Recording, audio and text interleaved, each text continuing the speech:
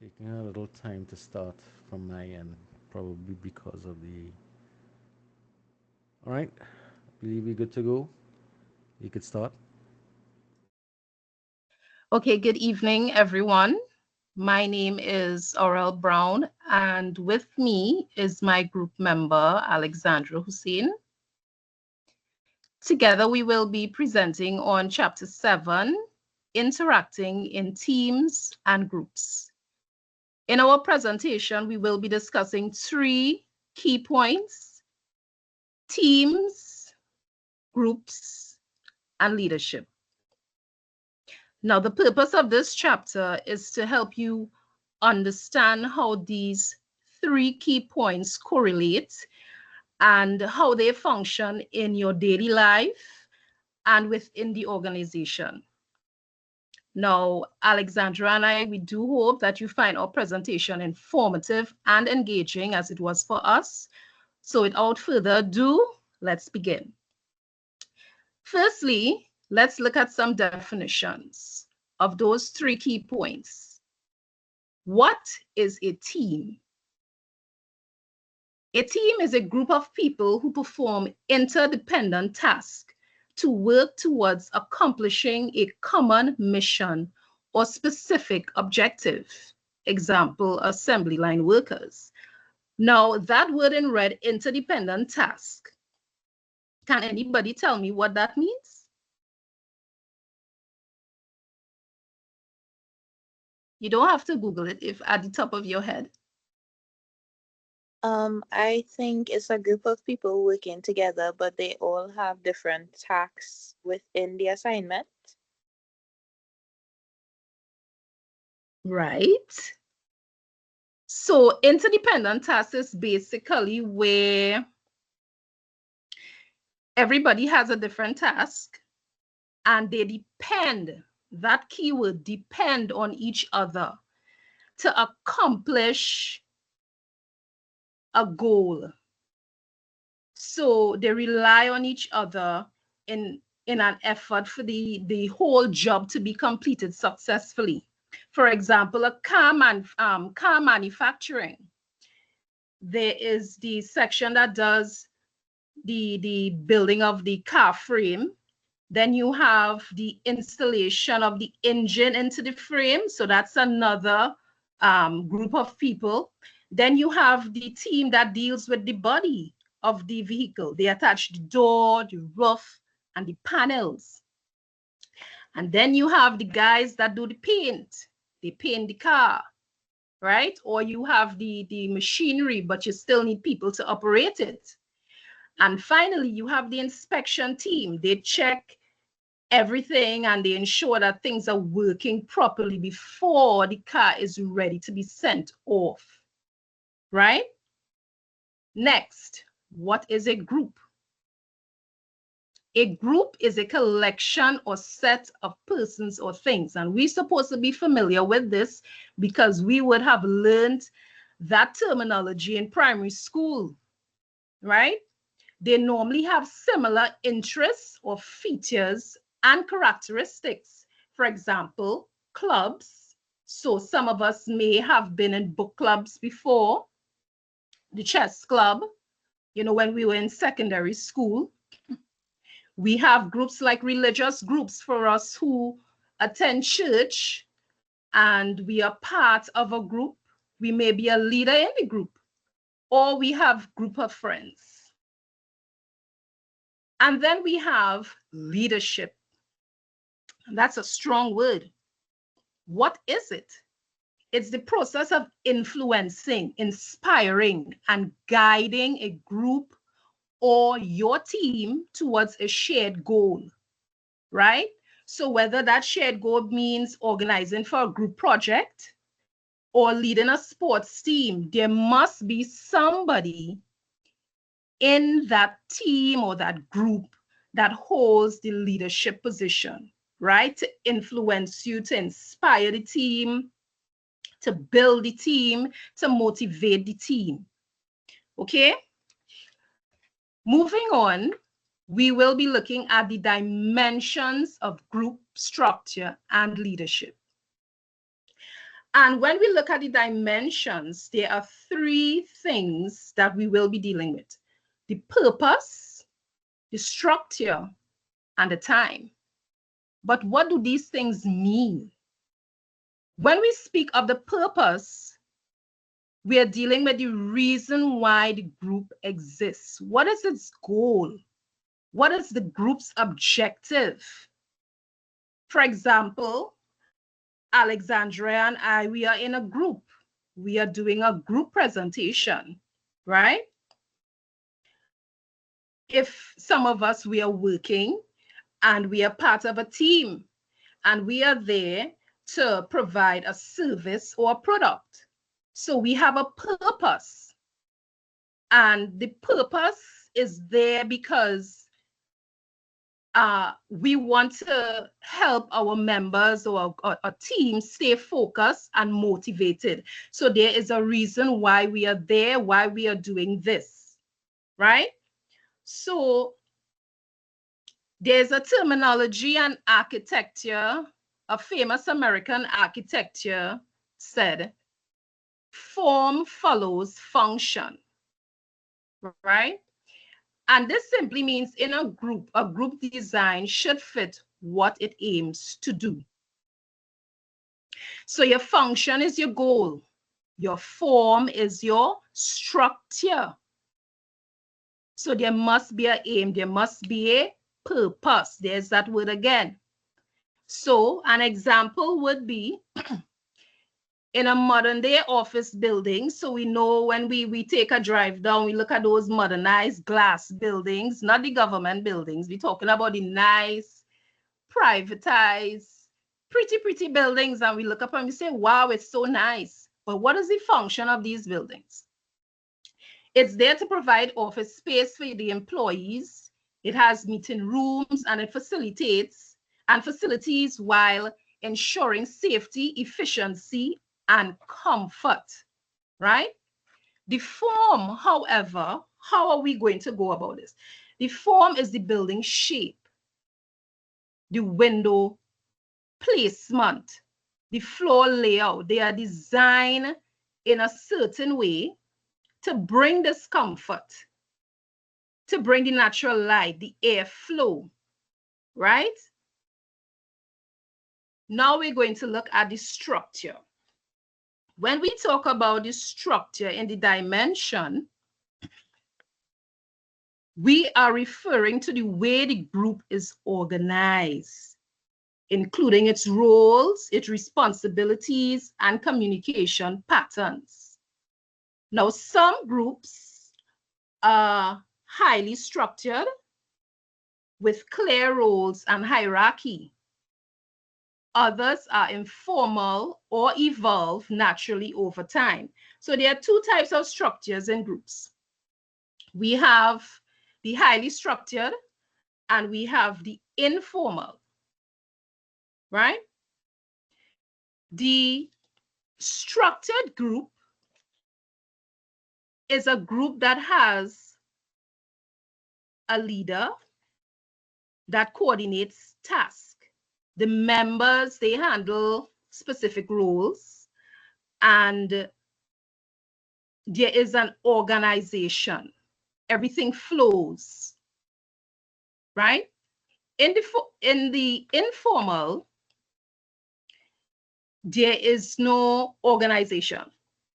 There is no leader, right? So they don't have any specific goals.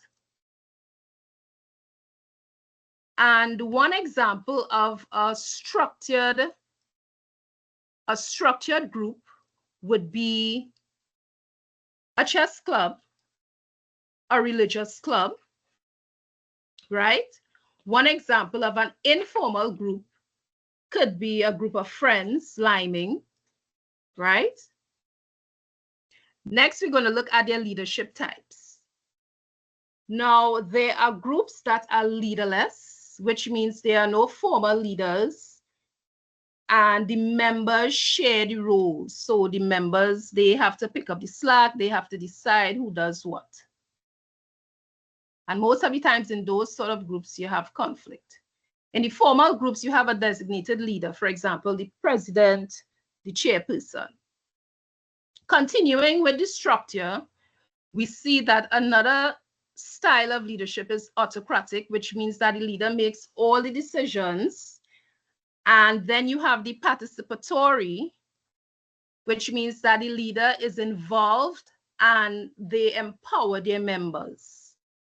Now, even in some formal organizations, informal leaders emerge because of seniority or experience, or maybe personality or influence, or maybe respect from other members.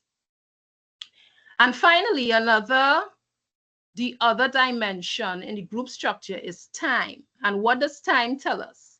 Time tells us the duration or lifespan of the group.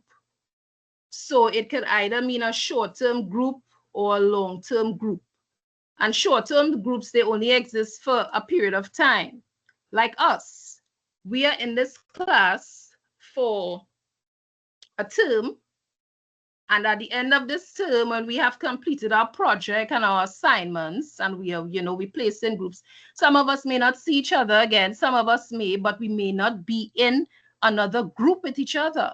So we are short term. And then there is long term. Long terms is like when you're at your business place and you have, you're part of a staff, right? And you have staff meetings, you have board meetings, or maybe some of us may be part of our community council, and those things, they don't die. They are there for a very long time, right?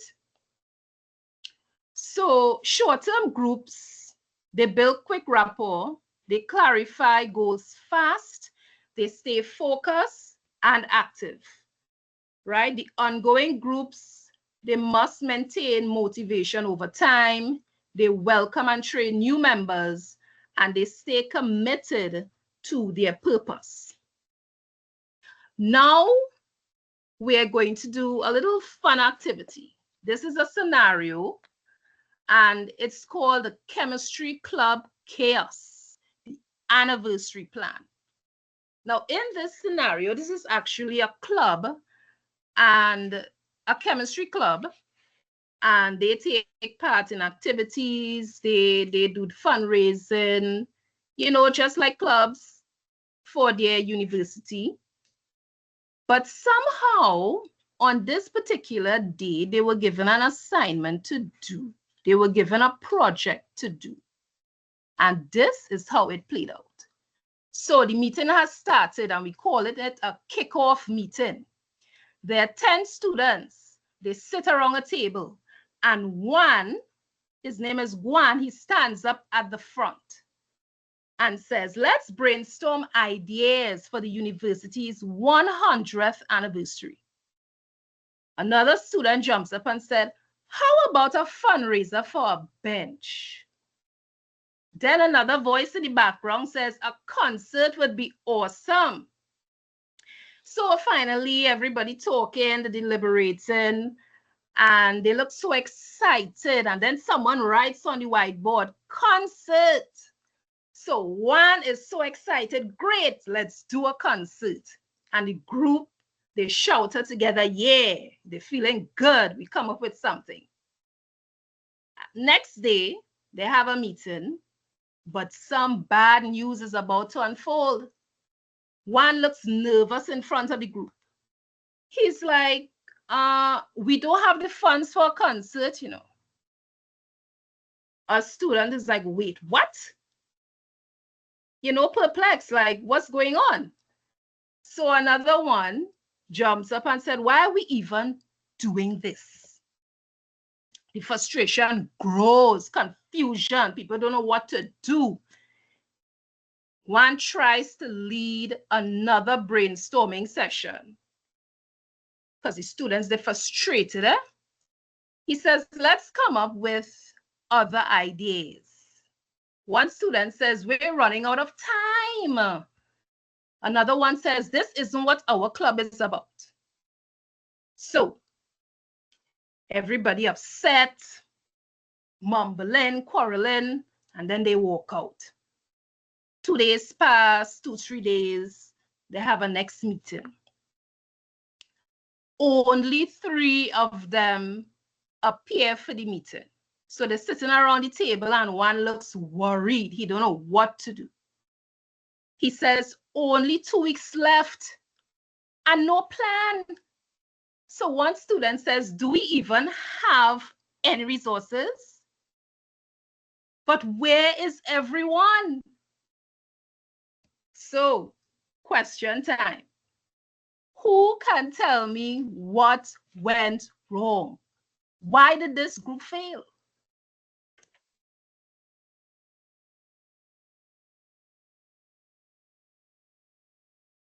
Don't all jump at once.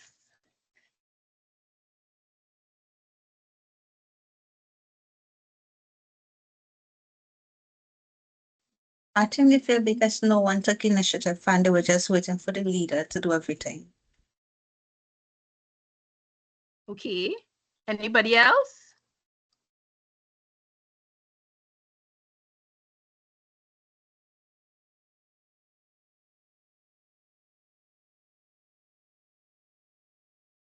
Nobody wants to take a try. Nobody knows what went wrong in the group.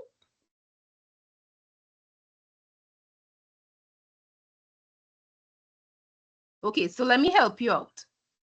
First of all, there wasn't any clear rules. Everybody was unsure as to what and who was supposed to do what. But let's remember, there was no leader in the group. Somebody, he just decided to take that leadership position. However, nobody wasn't really taking him on when problems arose. Or maybe he didn't know how to deal with a situation in that manner. He didn't know how to handle conflict, right? And then there was poor communication because some of the members, they didn't know what was going on. They didn't know. They were saying that we are a chemistry club. We're not supposed to be planning for no anniversary, right? So next, I will clear the floor for my group member, Alexandra. Thank you. So today I will be presenting on group development, which focuses on how groups form, interact, and evolve to achieve their goals. Okay.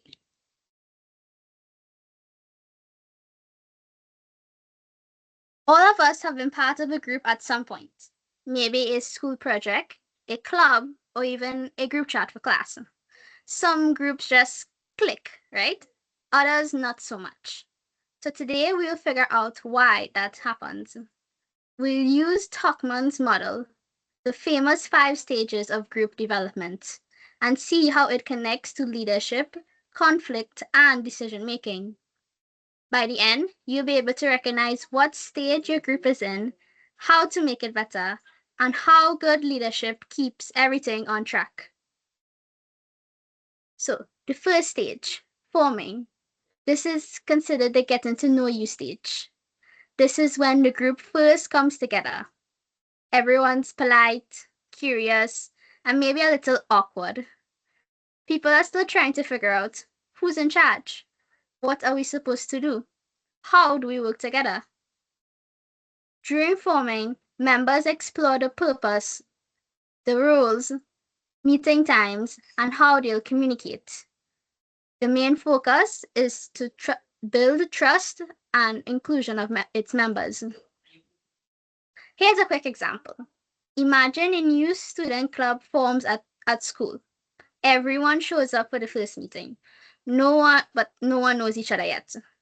People are smiling politely, nodding, just waiting for someone to take the lead. That's the forming stage in action. At this point, leadership is super important. The leader should make everyone feel comfortable and heard. You can do that by setting expectations early. Talk about goals, rules, and how decisions will be made. So, my classmates, think about the last time you joined a group. What was the very first meeting like?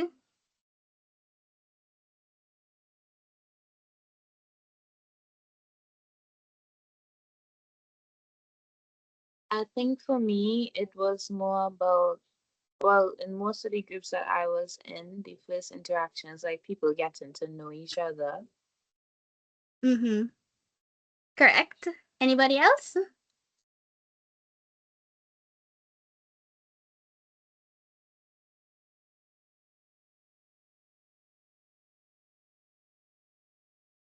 Okay, I'll just move on then. Typically, there are some challenges at this stage, which include lack of direction or people holding back ideas because they don't exactly feel comfortable within the group as yet. So, the main goal in forming is to build that foundation of safety and clarity within your group. Now we'll move on to the next stage, stage 2, storming. In this stage, conflict appears. Once people start to get comfortable, something interesting happens. They start speaking their minds. This is the stage where conflict and competition often appear. Members might disagree about certain goals, the methods, or leadership style within the group.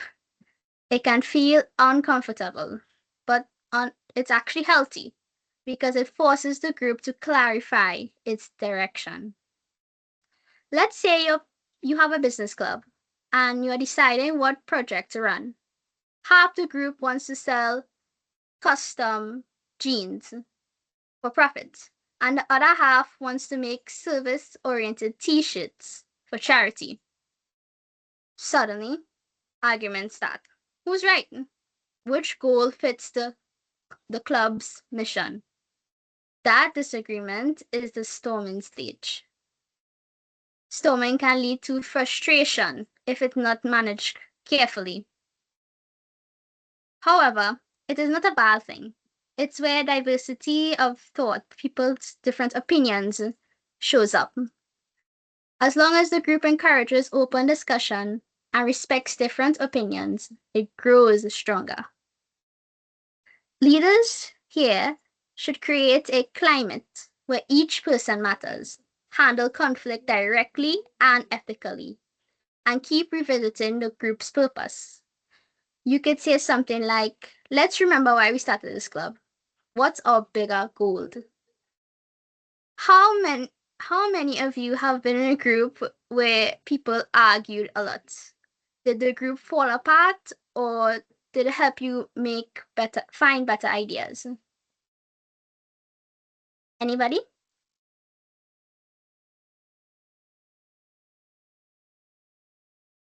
In my final year of nursing, my class never got along. And our coordinator, she said, before there is resolution, there must be conflict.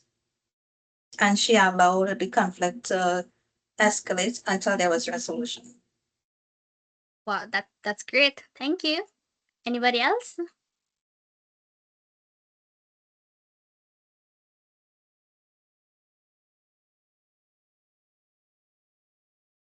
I guess not.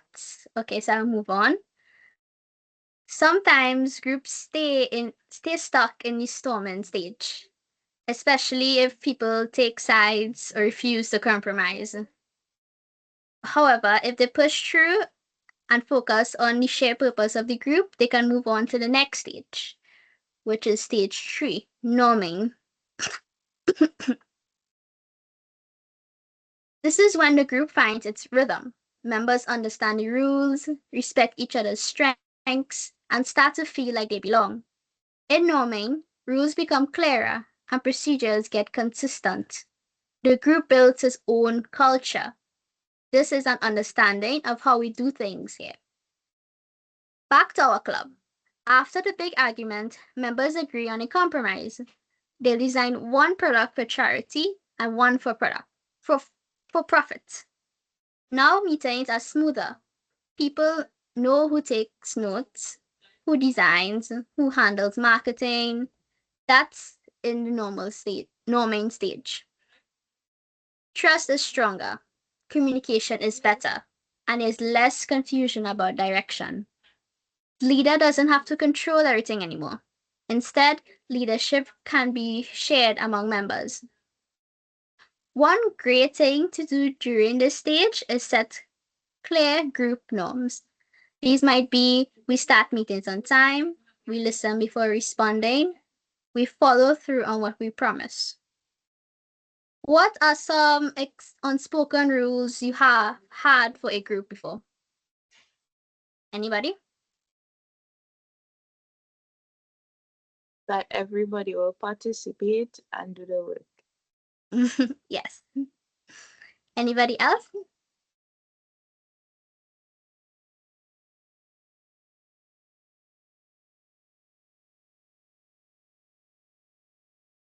Everyone should have respect for one another and Right. respect differences. Thank you. Okay, I will be moving on. Norming is about stability. But remember, if something changes, like a new member joins or big decisions need to be made, the group can sometimes slide back into the previous stage, the storming stage for a bit. That's normal. Now we'll move on to the fourth stage, performing. Now that the group has figured out how to work together, this is the part where everything finally clicks. At this stage, the group is focused, efficient, and collaborative. Everyone knows the rules. Communication between members is strong, and the energy goes towards making sure things are getting done. Members share leadership, help each other, and find creative ways to solve problems. The key question the group keeps asking here is, are we doing what we set out to do? Let's picture with an example.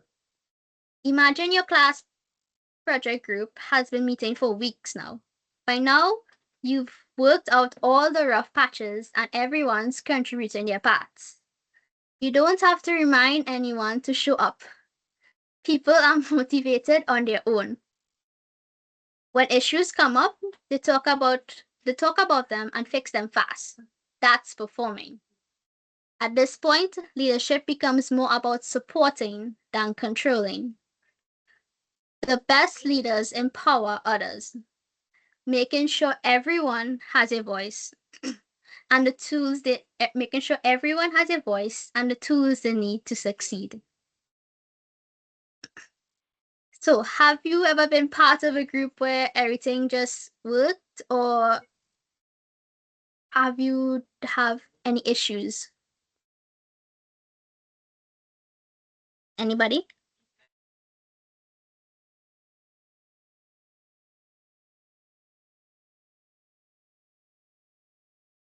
There are issues. Yeah, all groups have issues. Thank you. Okay. Performing is also the stage where groups often reach their highest sense of trust. The group members rely on each other, they are honest with their feedback, and they celebrate all their accomplishments. However, this is not the end. Eventually, every group faces closure. Stage 5, adjourning. This is when the group's purpose has been fulfilled and it's time to reflect, celebrate, and move on. Tuckman and Jensen added the stage to highlight that endings are an important part of group life. During adjourning, people often look back on what they accomplished and what they learned. There's usually a mix of pride, sadness, especially with long-term groups. Think about a class or club that finishes at the end of the semester. You spend months working with the same people and suddenly it's done. You share memories, Maybe take a group photo and talk about what you'll do next. Some groups, however, evolve instead of ending. In the Exploring Leadership text, an example is the Black Students Union at one university eventually transitioned into a new group called Umaja to become more inclusive and broaden its impact. That's an example of a group staying relevant by evolving instead of dissolving. Leaders should take time in this stage to acknowledge everyone's contributions and its accomplishments. It should hold a reflection session, celebrate all of its success. It's also a great time to ask, what can we do better next time? How do you feel when a group project or club you're part of comes to an end? Anybody?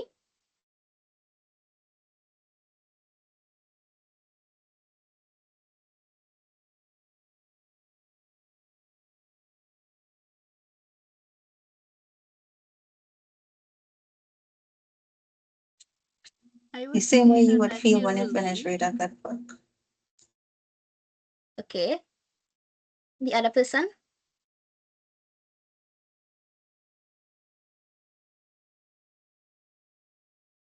Somebody else was talking? Oh no.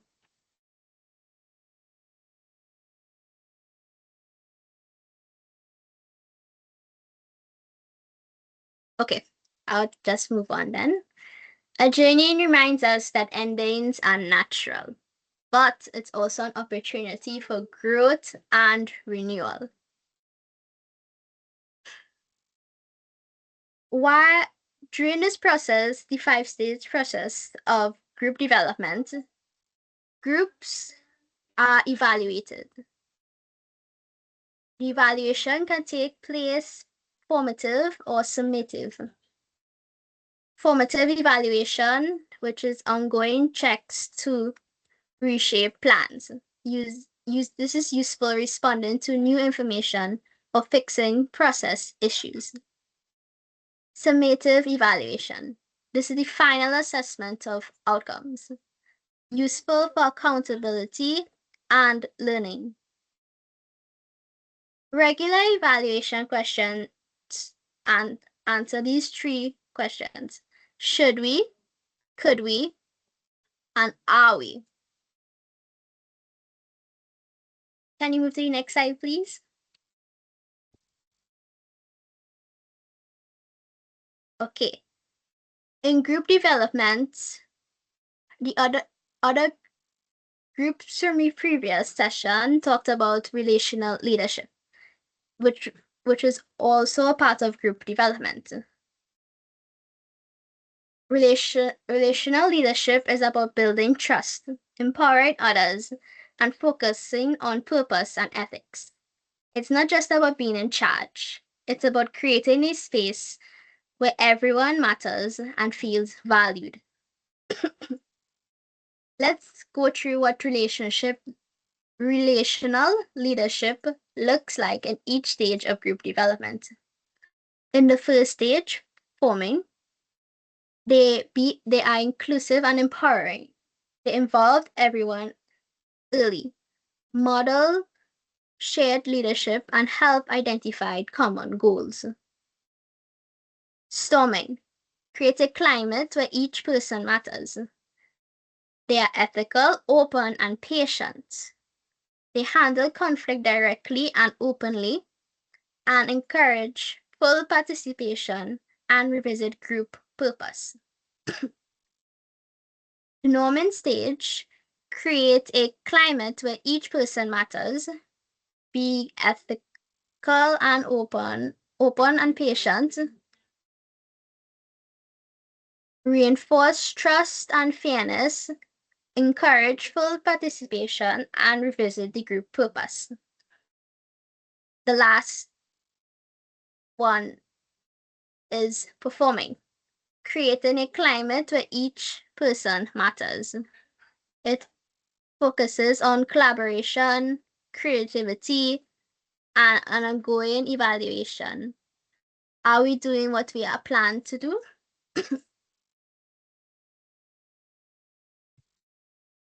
In every stage, relational leadership emphasizes all of this. It's less about control and more about connection. Think about a club president who doesn't make every decision alone, but instead asks, what do you all think before deciding? That's relational leadership, guiding the group by listening, encouraging, and trusting. So, what kind of leader would you rather work with? One who makes all decisions or one who includes everyone in the process? Anybody?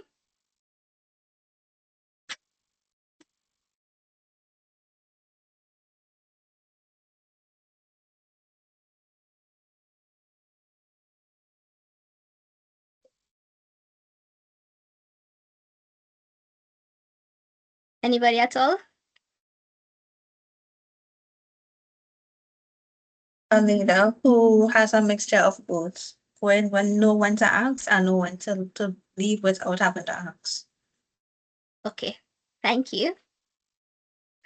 Relational leadership helps groups move smoothly through all 5 stages of development. It reminds us that leadership isn't just a title, it's like a relationship. Okay, move to the next slide, please.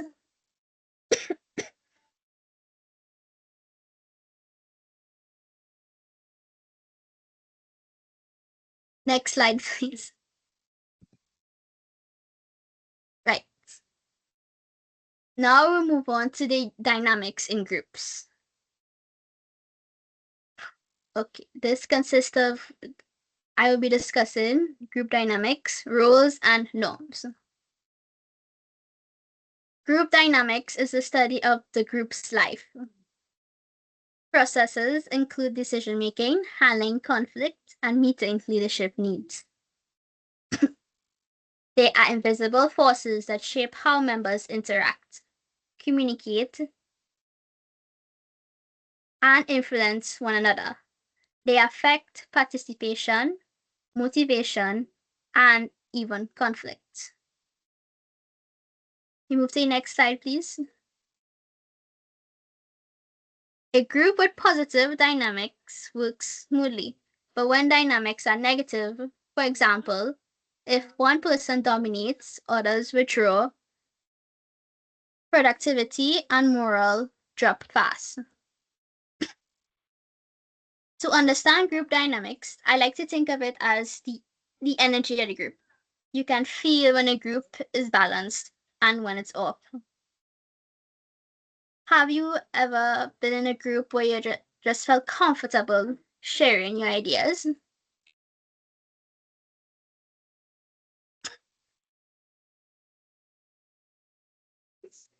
I would say I have. I think that happens when people, as you say in the beginning, you get to know each other and eventually you come to accept each other's ideas.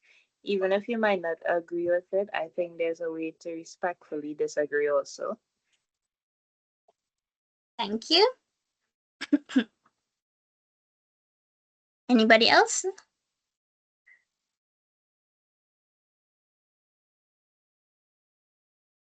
Okay, I'll move on. Good group dynamics don't just happen. They're built through trust, respect, and open communication. Now,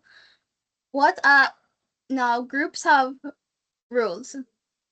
Every group member plays a role, sometimes several. Some roles are formal, like team leader. Others are informal, like motivator or peacekeeper.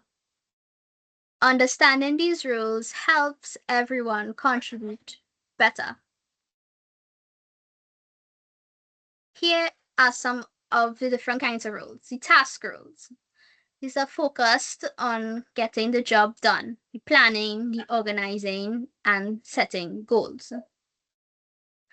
Some of the persons with that may be part of the task roles include the information seeker. They ask for facts and clarification. The opinion seeker invites perspectives and judgments. The clarifier rephrases ideas for better understanding. Coordinator connects activities and members. Recorder documents progress and decisions. Now we'll move on to the group building rules. This maintains relationships and morale. And the rules included in this are the encourager, offers praise and support. The gatekeeper ensures everyone participates. The harmonizer helps resolve tension. Compromiser finds balance in differing views. Now, both are absolutely essential to effective group dynamics.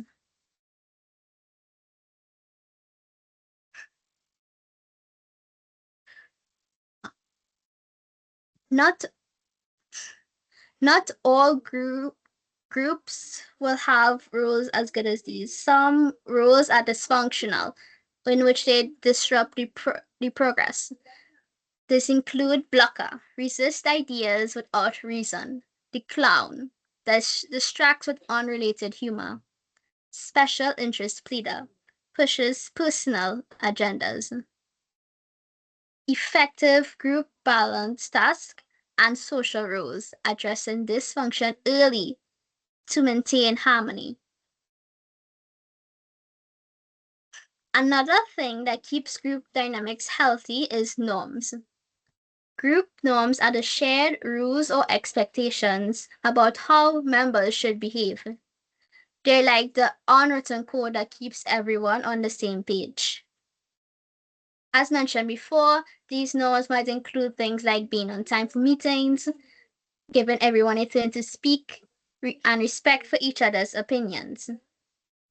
When these norms are clear and positive, the group feels fair. But when the norms are unclear or worse, negative, conflict and confusion will follow.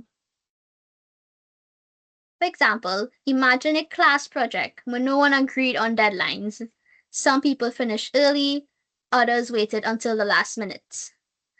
The lack of a clear norm caused stress and resentment. Good leaders help the group create and enforce healthy norms early on. Can we move on to the next slide, please? Now, as I mentioned before, all groups have conflicts. Conflict is no group can avoid this, and it's not always bad. It can be healthy if managed properly. It pushes people to think deeper, express ideas, and grow stronger as a group. There are two main sides of conflict: advantages and liabilities. Some advantages of conflict encourages new ideas and problem solving, brings hidden issues to the surface, strengthens relationships when handled respectfully, promotes honest communication. Some liabilities, it can create stress or resentment if ignored, may divide the group into different sides. It sometimes might waste time if it becomes personal, and it can reduce trust and productivity.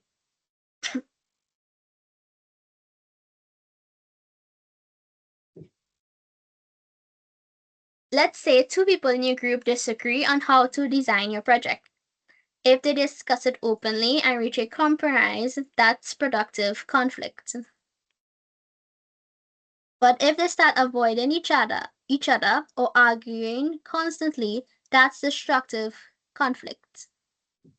However, there are some ways we can resolve our conflicts. It can be sort of win-win situation where both sides are satisfied, mostly the stronger group. Win-lose, one side dominates, leading to the other group possibly resenting him. Then is lose-lose, where there's a rigid standoff, no real solution, and this can cause long-term damage. The goal is not to eliminate conflict, but to manage it through open dialogue and respect.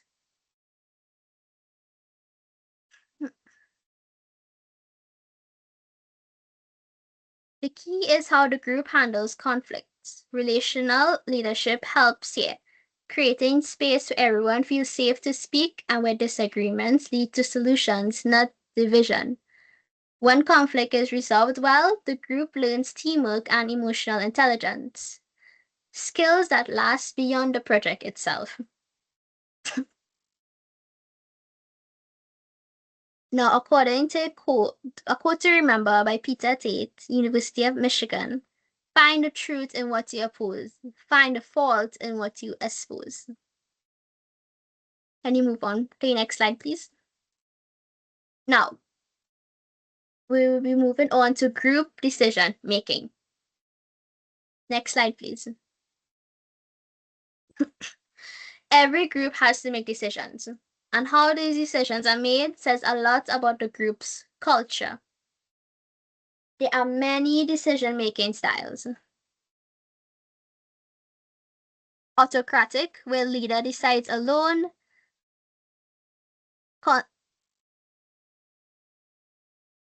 Consultative, leader seeks input before deciding. Group consensus, decision made collectively. And delegation, authority given to subgroups or individuals. Traditional leadership often assumes a formal leader with the authority of responsibility for making the final decisions. Positional leaders sometimes decide alone because there may be no time to hold a group meeting. Like the leader may represent in a group in another meeting. The decision is not a major one and not exactly worth the group time and energy. However, relational leadership model guides decision making by asking, does this decision support our vision and mission? What opinions do my group members have about this issue? Will this decision heighten our involvement or limit involvement? Is this the right thing to do? Is it principled?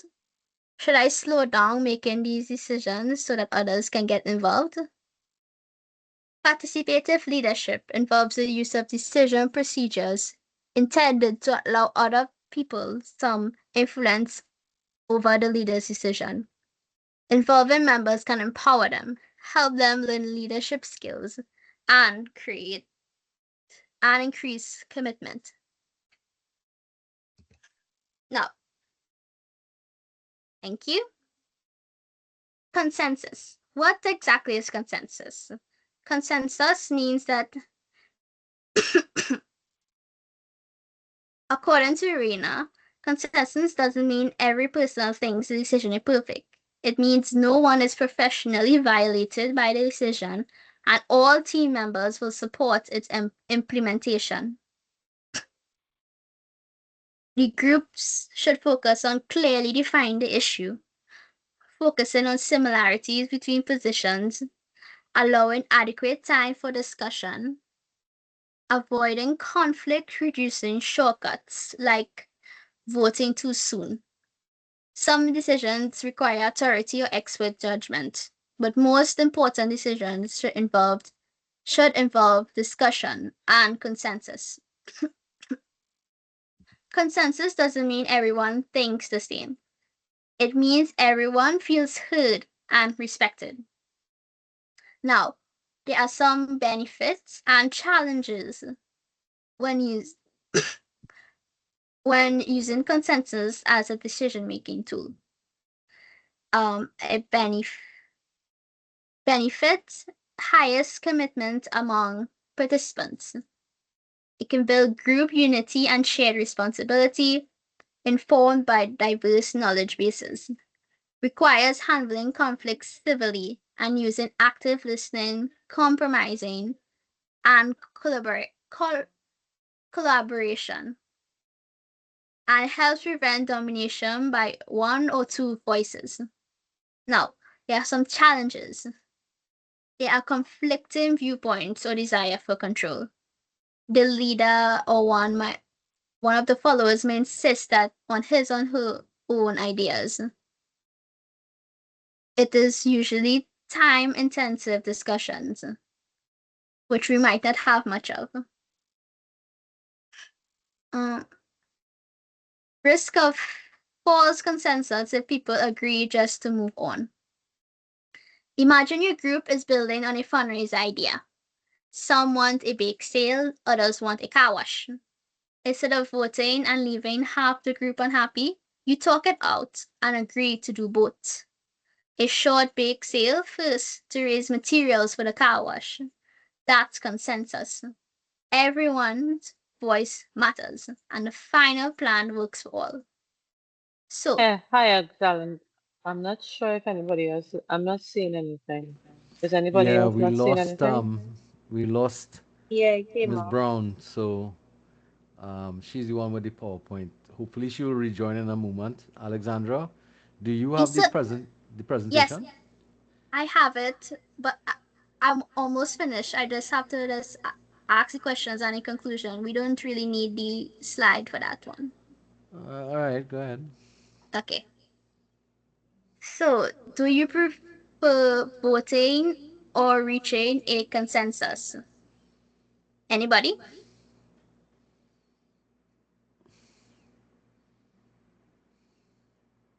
I think for me, a consensus, because sometimes it takes more than a vote.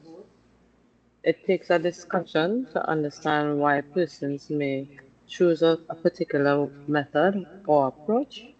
So I would say consensus for me. Okay. Anybody else? I would also agree with Victoria and see a consensus because even though it might take a bit more time, you get to understand people's perspective on different things that you might not have seen before. Mm-hmm. Okay. Thank you. So, what have we discussed so far? We started with the Tuckman's 5 stages of group development. We connected those stages to relational leadership. Then we explored how group dynamics, roles, and norms shape how people interact. We talked about conflict, how it can either break or a group apart or push it forward. And finally, how consensus decision making helps groups make fair, lasting choices. Lastly, which stage do you think most groups struggle with? Forming, storming, performing, norming, or the adjourning stage?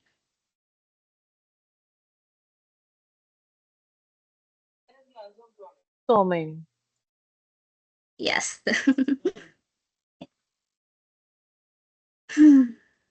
When we work together, we really work together.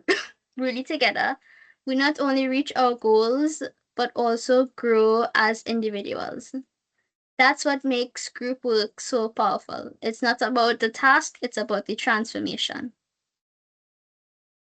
So as we so I'm not sure if she joined back, but this is the end of my part of the presentation. She has to continue. She just messaged, so think she's trying to get back in. Okay.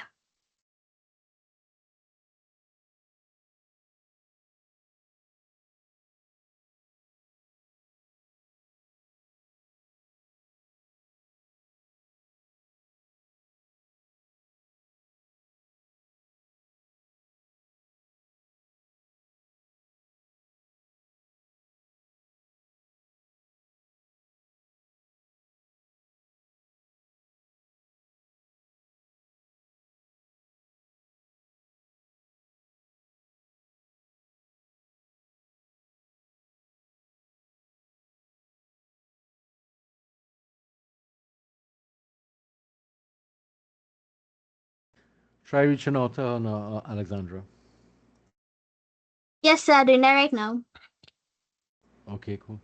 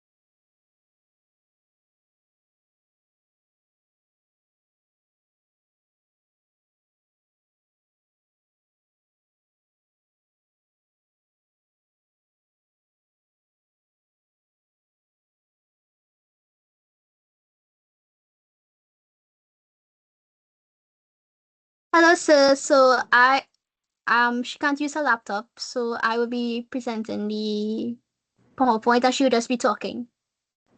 Okay, no worries. Go ahead She and said, yeah, she mount said up. she join it now. All right, cool.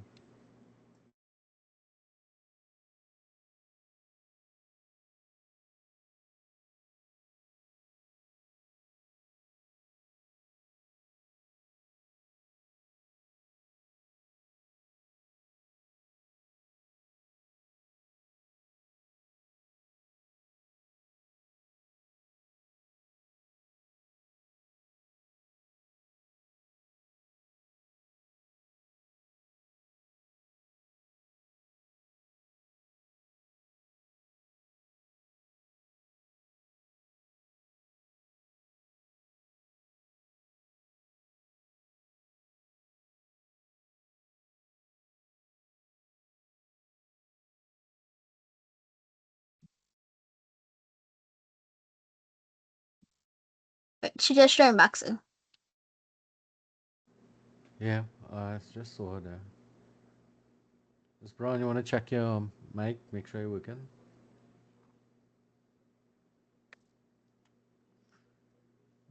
I am here.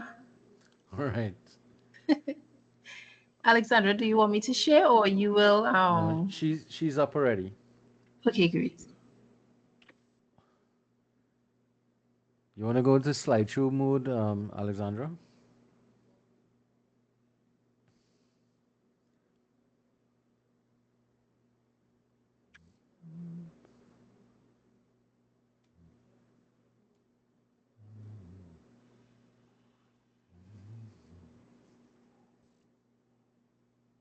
Okay, so moving on, we are looking at teams and groups. Now, there are some authors that would have written books based on this: Hughes, Ginnett, and Curfey, and Cotter and Cohen. And if you look at the top right, you would see the books that they would have written on leadership, groups, and teams. So Hughes, Ginnett, and Curfey, they said that groups and teams, although they have the characteristics of mutual interaction and reciprocal influence, teams have a stronger sense of identity and common goals or tasks.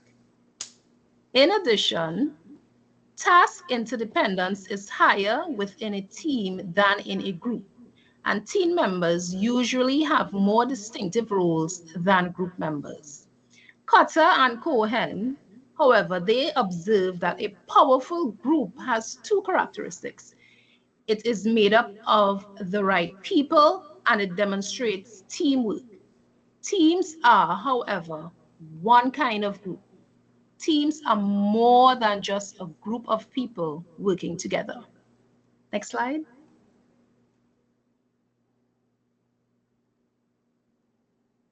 So here we're going to look at teams versus groups. And the table says that working in groups versus working in teams. In a group, there's a strong, clearly focused leader. And in teams, however, shared leadership responsibilities exist among members. Working in groups, the general organization mission is the group's purpose, whereas working in teams is specific, well-defined purpose that is unique to the team. In a group, individuals' work provides the only product. In a team, teamwork, as well as individual work develop the products. For example, let's look at a football team, right? You can't play football by yourself. So you need the 11 players together, which form the team, working towards this goal. Now, when the team wins and they take us all the way to the World Cup, they don't just thank one team member, they thank all the members, right? So when Trinidad had gotten into the World Cup, we made it there. They didn't say it was Dwight York, right? Or Russell Atipi. They didn't say that. They said it was the Soca Warriors, the entire team. So working in a group, its effectiveness is measured indirectly by groups' influence on others. For example, their financial performance of a business, the students' scores on standardized exams. Working in a team, however, the effectiveness is measured directly by assessing the team's work products. Working in groups, the individual is accountable, and working in teams, the team as well as the individuals themselves together are accountable, right?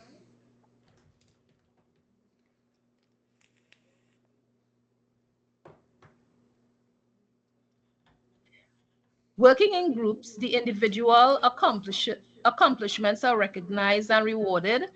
And well, contrary to that, working in teams, the team effort, right, is recognized.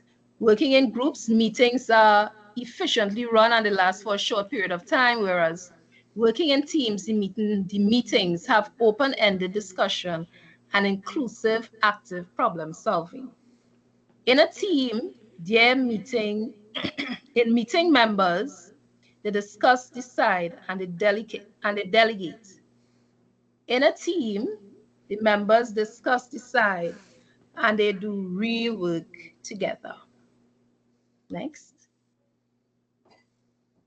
Okay, so now we're going to look at something called a SMART rubric, SMART. And this SMART rubric provides a framework for teams to use as they establish their goals. So this is what we're going to use as a team. So we're thinking about this football team, we're thinking about the Soca Warriors. And this is what they're going to use as they move forward, they press on, focusing on getting us to the World Cup. They have to be specific. The goal must be clear to everyone. What is the goal? Get us to the World Cup. Measurable. It has to be quantifiable.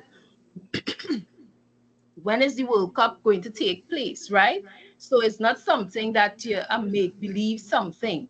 It's something that we could say, okay, there's a time frame.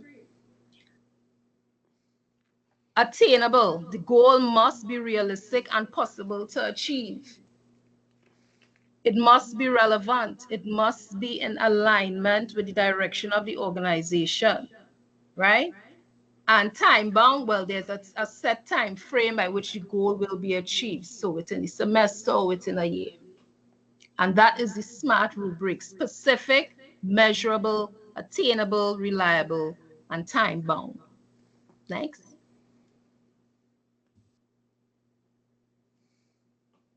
So these are some critical factors for a team's success. A team must disregard organizational boundaries in an effort to arrive at the best solution.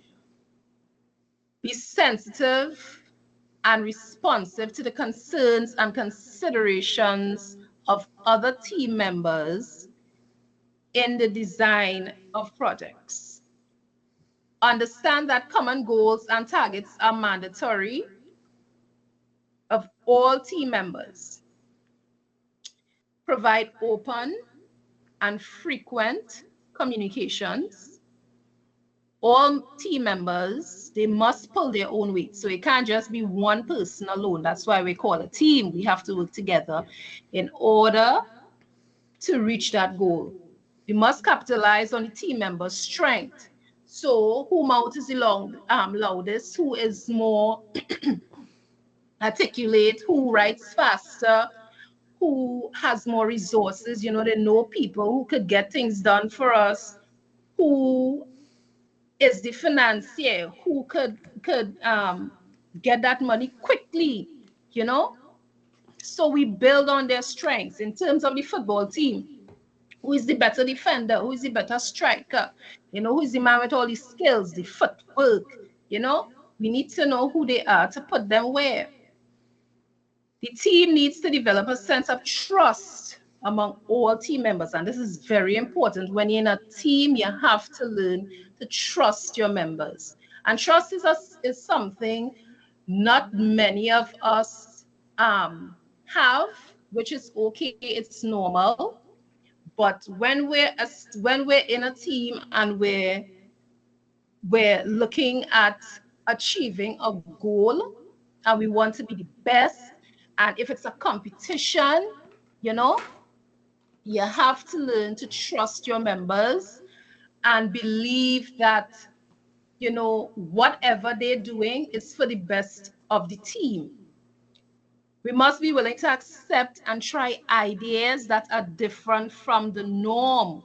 So not because you were in a group before or you were part of an organization before and we did it this way, and now you're here in a different team, you want to bring that same thing here and you don't want to try something new. No, it doesn't work like that, right?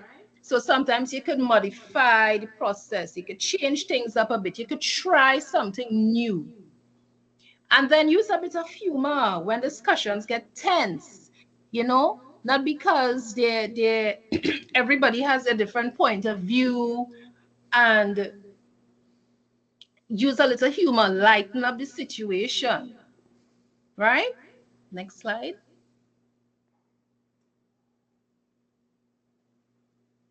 Okay, so now we're looking at team learning. And what does team learning mean? Team learning is how a team grows their collective ability to solve problems, to adapt, and to perform better together. How does this happen? Through dialogue and through reflection. And dialogue is basically what? How we speak, right? Conversations. Reflection is how we think. What experiences we had before? What did we learn? So we're going to delve into dialogue. Dialogue is more than just talking. It's a collective inquiry to understand each other, right? So when using dialogue, we have to watch our tone, our pauses, our emotions come into play sometimes when we use dialogue, right? We must be aware of how we communicate. And it's not just what we say. It requires ground rules or norms to handle conflict respectfully. Next.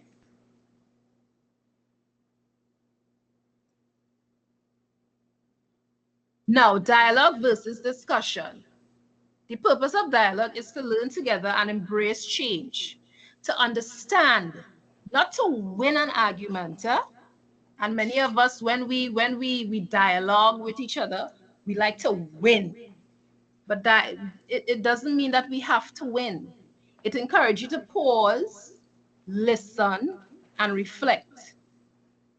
As Isaac Newton said, don't just do something. Stand there. And what does that mean? It means taking the time to think before reacting. Now, dialogue versus discussion. What is the difference? Dialogue deals with shared understanding. Discussion is about shared opinion. Dialogue focuses on listening and connection. Discussions can become debate or argument. Dialogue deals with building relationship, and discussion can damage relationships. Dialogue encourages learning together, and discussion often focuses on proving points. Next. Now we're going to look at leadership implications. And in leadership implications, there's leadership in a team. Now, true leaders are not bosses, they're not controlling, they're there to support, to serve. The role of the leader is to act as a facilitator. They're supposed to motivate you, they're supposed to be open-minded, they're supposed to have a common goal. We're working towards a common goal, right? So we're supposed to have shared understanding. Next.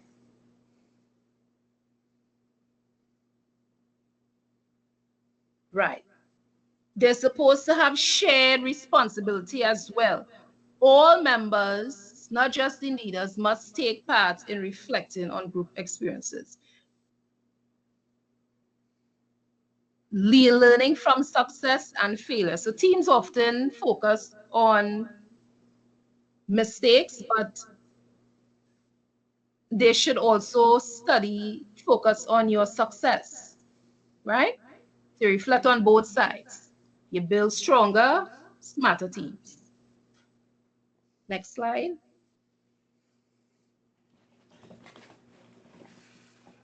Now we have team leadership, and there are 7 points in team leadership. We have team performance and development, and you all would have heard about the relational leadership model. Alexandra would have spoken about leadership, and this basically talks about purpose and process. So the purpose is completing your goals and achieving the result. And the process is building relationship and positive environment.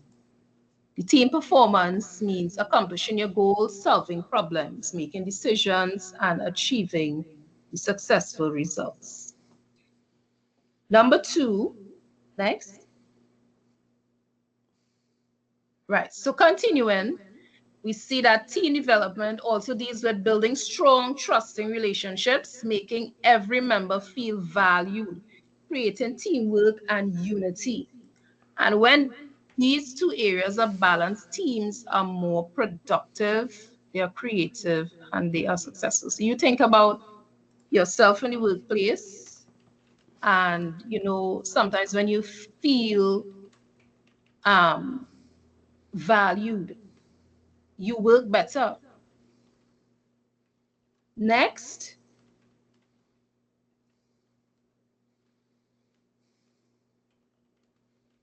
Why teams succeed and fail.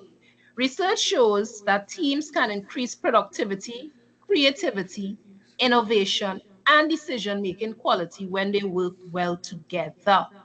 However, many teams fail because of poor leadership. When leaders don't guide the team properly, or when communication breaks down, a team without a good leader may lose direction or struggle to solve problems. Next, true leadership in teams. Leadership in teams isn't only about taking charge. And Marissa Evans, the student leader, she spoke about real leaders don't always take the spotlight, right?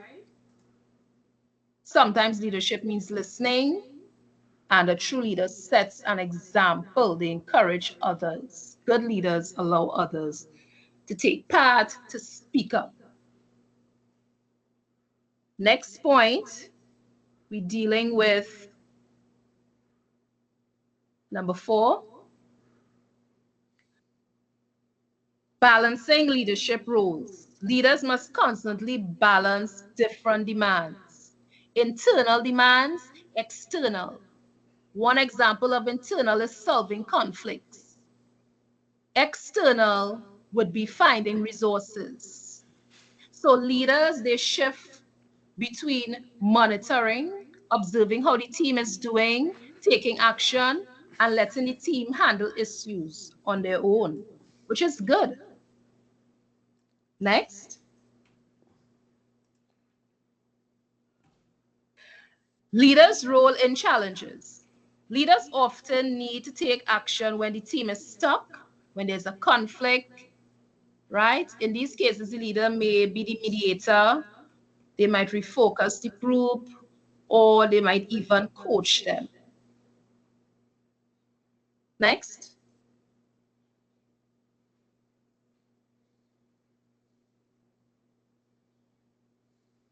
Finally, team leadership is all about setting up a team for success. So before a team starts its work, it needs a strong foundation. So I would have made mention of the author Hughes, Ginnett, and Curfey. And they would have come up with 4 key elements that is needed when designing a team. You need a task structure. The team must clearly understand the task. Then you have group boundaries. The team has the right size. Is it too big? It mustn't be too small. And then it must have diversity, also skills and diversity, also in skills and knowledge. And then there's norms. They must agree upon rules and guidelines. And then authority. Leadership is flexible, allowing open discussion and shared decision making, but also providing clear direction when needed. So when all these elements are in place, the team can work effectively, they can become efficient and harmonious.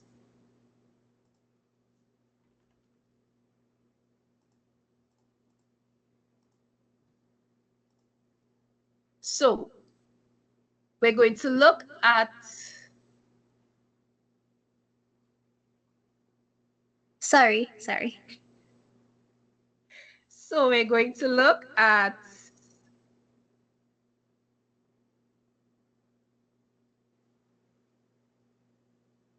a reflection exercise. And in this reflection exercise, we're looking at different styles of dealing with conflict. So I want you all to take a picture of this, look at it, because this is what we all go through in the workplace, in school, What is your style of dealing with conflict? Is it one, you avoid it? I don't want to have nothing to do with it or staying away from it. Or do you want to be the winner in a conflict situation? Or do you want to be liked? So you avoid conflict, like I am the better person. I don't deal with these things. Or do you believe in compromise? Or finally, do you view conflict as an opportunity to identify and solve problems? Now,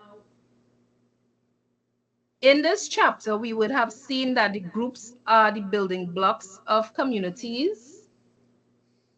We function in different kinds of groups that are at different stages of development. This chapter also presented group development models and principles of group dynamics, including aspects of decision-making, conflict resolution, and team learning that inform group practices. It is important to note the differences between groups and teams and the intentional process of developing working groups into effective teams. So we have come to the end of our presentation. If there are any questions, we will take them now.